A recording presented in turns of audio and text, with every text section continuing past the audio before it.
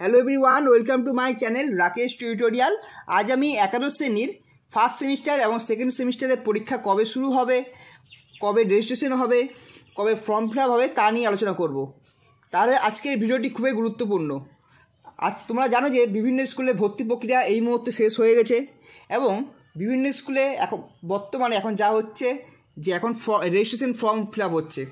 এই প্রক্রিয়া চলবে 30/6/2024 পর্যন্ত, অর্থাৎ জুন মাসের 30 তারিখ পর্যন্ত চলবে। এবং যদি কেউ 30 তারিখের মধ্যে করতে না পারে তাহলে তাকে 10 দিন আরও বেশি করে টাইম দেওয়া হবে, সেই 10 দিনের মধ্যে করতে হবে। আর যদি সেই 10 দিনের মধ্যে না করে তাহলে কিন্তু সে ফার্স্ট সেমিস্টার বা সেকেন্ড সেমিস্টারে বসতে পারবে না, অর্থাৎ আসতে বছর আবার হবে। ঠিক আছে, তো এই 10 দিনের জন্য যেটা বললাম সেটা কিন্তু ফাইন কিছু লাগবে। তাছাড়া এরপরে যেটা আলোচনা করব সেটা হচ্ছে 30/6 হয়ে গেল লাস্ট ডেট। এবার হচ্ছে তোমাদের 20/7/2024 এই তারিখে তোমাদেরকে একটা চেক লিস্ট পাঠানো হবে বোর্ড থেকে, যেখানে দেখা হবে যে তোমার বাবার নাম, মায়ের নাম, তোমার নাম, অ্যাড্রেস সব ঠিক আছে কিনা এবং সাবজেক্ট এগুলো খুব ভালোভাবে চেক করবে।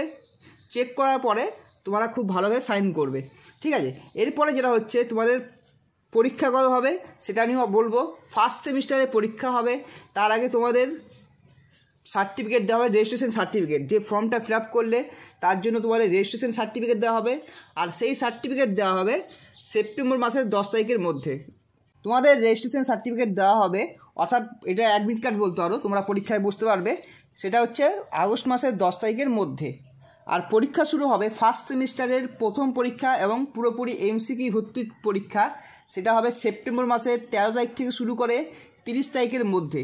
যেটা তোমাদের নভেম্বরে হওয়ার কথা ছিল সেটা তোমাদের সেপ্টেম্বর মাসের 13 থেকে শুরু করে 30 তারিখের মধ্যে পরীক্ষা শুরু হবে এবং পুরো প্রক্রিয়াটা চলতে থাকবে। বিভিন্ন স্কুলে বিভিন্ন সময় হবে, সব স্কুলে কিন্তু সেম টাইমে হবে না বা সমানভাবে হবে না, ফলে বি কেয়ারফুল, খুব ভালোভাবে পড়াশোনা শুরু করো।